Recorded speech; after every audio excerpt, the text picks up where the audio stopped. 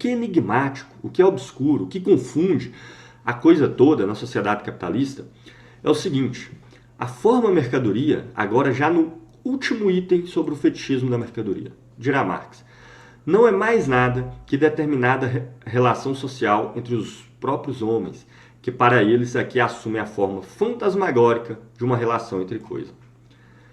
Já chama atenção sobre isso. Virou moda esse negócio de coisificação, né? Na sociedade capitalista as pessoas são coisificadas e as coisas são personalizadas, mas ninguém nunca explica isso, ok? O que Marx chama de coisa são os produtos do trabalho, ok?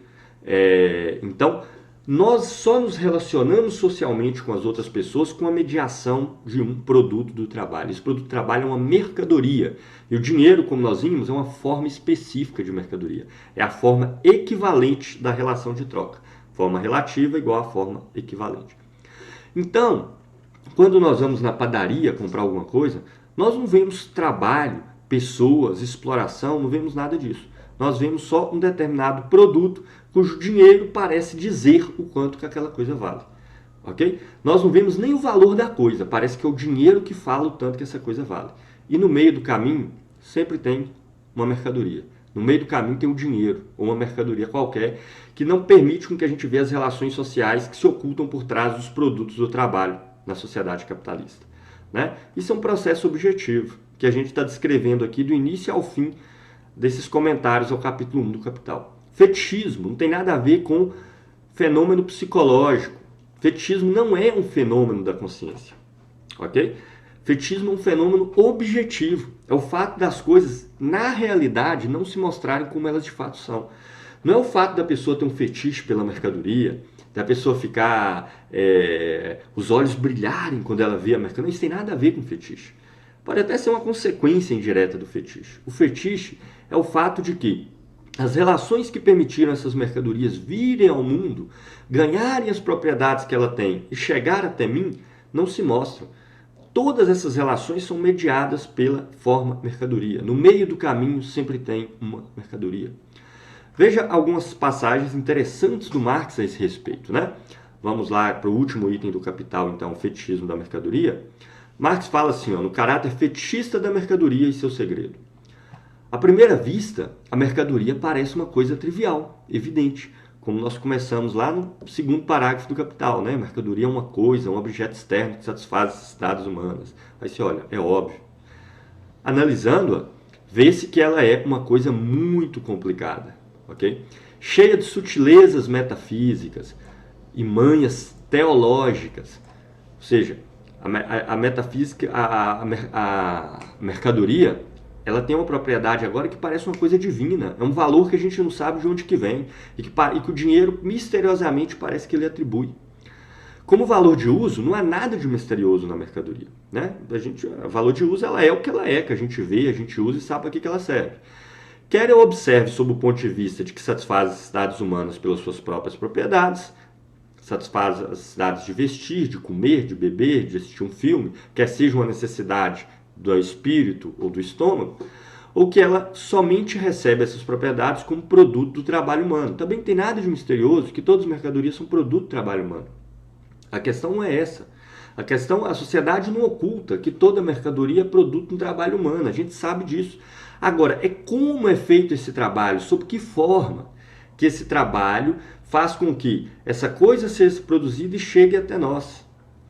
É evidente que o homem, por meio da atividade, modifica as formas da matéria naturais de um modo que lhe é útil. Todo mundo sabe disso.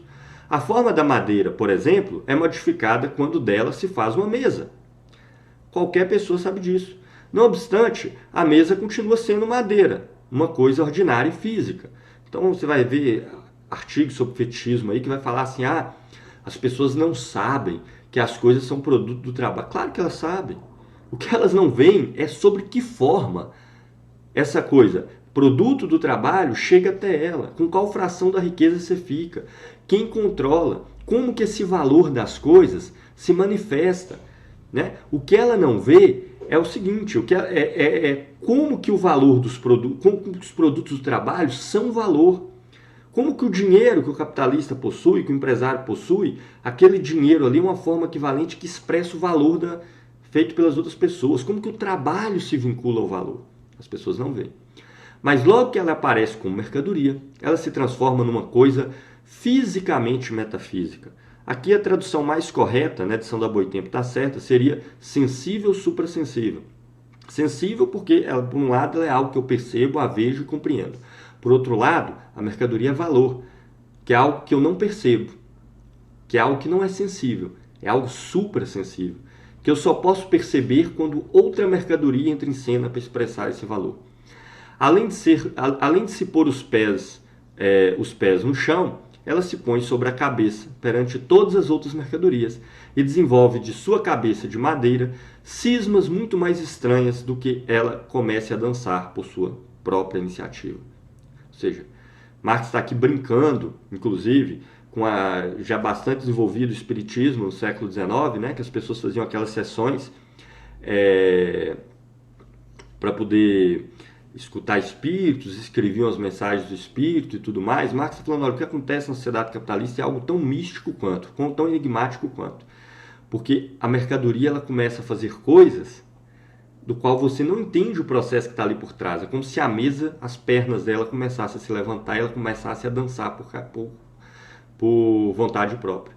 O estranho, o nebuloso, o enigmático da forma capitalista é o seguinte: o misterioso da forma mercadoria consiste, portanto, simplesmente no fato de que ela reflete aos homens as características sociais do seu próprio trabalho como características objetivas dos próprios produtos do trabalho. Então, como entre toda relação entre pessoas tem um produto do trabalho, algumas determinações do produto do trabalho parecem que é a determinação das próprias coisas. Então, nós achamos que as coisas têm valor por causa do dinheiro, né? E que logo a sociedade capitalista é justa porque os empresários fazem o que fazem porque eles têm o valor, eles têm o dinheiro, eles têm a riqueza, ok? Como propriedades naturais sociais daquelas coisas. Parece que o dinheiro é, por natureza, valor. Isso é uma propriedade natural do dinheiro.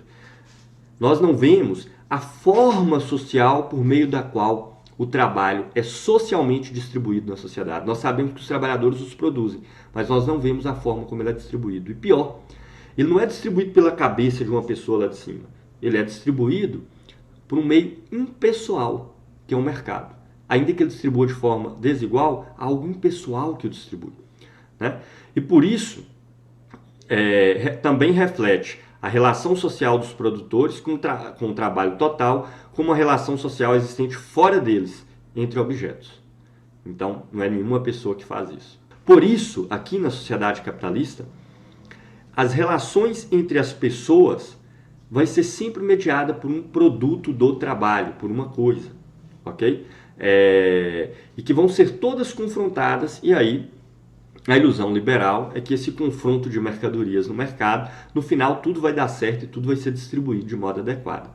Esse processo de produção e distribuição, Marx vai continuar analisando no restante dos livros do Capital. Aqui interessa a gente entender que a forma mercadoria possui essa forma mística, enigmática de aparecer. Ou seja, ela aparece como sendo uma mercadoria particular, a forma equivalente, a forma dinheiro, ela aparece como sendo o próprio valor. Mas agora nós já vimos que não, que ela espelha o valor que é produzido ela expressa o valor que é produzido, que representa todo o conjunto infinito das outras mercadorias que estão no mercado. E que esse valor é produto dos trabalhos das pessoas. Então isso vai ter que fazer surgir no capítulo 2 do Capital os portadores da mercadoria. Porque agora nós estamos vendo que as mercadorias não caminham com pernas próprias, embora elas parecem caminhar com pernas próprias. E eu termino o comentário sobre essa seção só chamando a atenção, então, que o fetichismo é esse processo objetivo.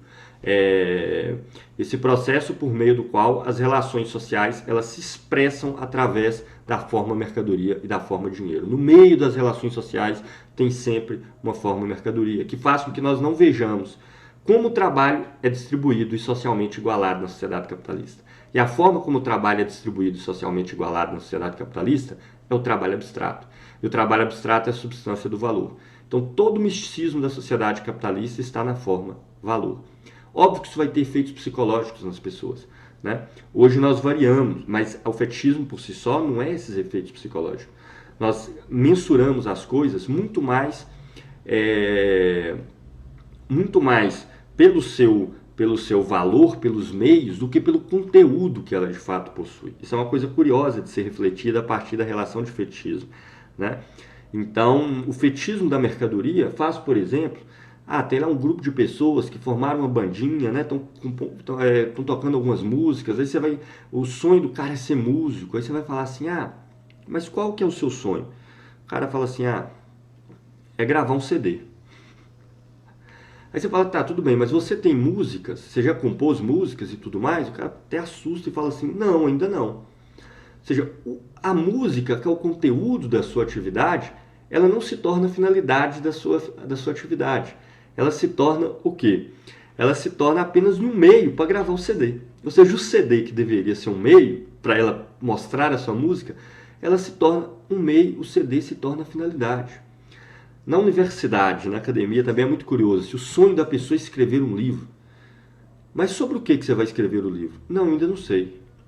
Ou seja, o livro, além de ser apenas um veículo, um meio para disseminar o conteúdo, para disseminar ideias que você acha que tem de relevante e de importante a ser comunicadas às outras pessoas, ele se torna o próprio fim. Então, a publicação de um livro, o conteúdo do livro não é a finalidade, mas o próprio livro se torna a finalidade. Assim como ser um empresário bem-sucedido, não interessa o que você produz. Se você produz piano ou salsichão, né? Ou salsicha, ou lata de lixo, ou papel higiênico, tanto faz. Desde que você acumule valor, desde que a empresa seja bem-sucedida em ter uma certa taxa de lucro. Esses efeitos psicológicos não são o fetichismo, mas o fetichismo certamente produz nas pessoas essas inversões completas das coisas entre meios e fins, onde a finalidade da vida não é o conteúdo daquilo que você faz, e são, sim, os meros meios, os meros veículos, né, que portam o conteúdo daquilo que você faz, e produz essas pessoas esvaziadas que a gente vê hoje, e surtos de coisas como depressão na sociedade que a gente tem hoje. De fato, essas coisas todas que produzem efeitos psicológicos inúmeros nas pessoas, efeitos das consciências, na consciência, tem certamente um impacto grande, não pelo fenômeno psicológico do fetichismo, porque o fetichismo não é um fenômeno psicológico, mas pelo fato dessas pessoas se apresentarem como pessoas esvaziadas, enquanto mero veículo e portadores de mercadoria numa sociedade que é objetivamente fetichizada. Então, que isso fique claro daqui para frente, o fetichismo não é um fenômeno da consciência, produz impactos na consciência, mas é um fenômeno objetivo.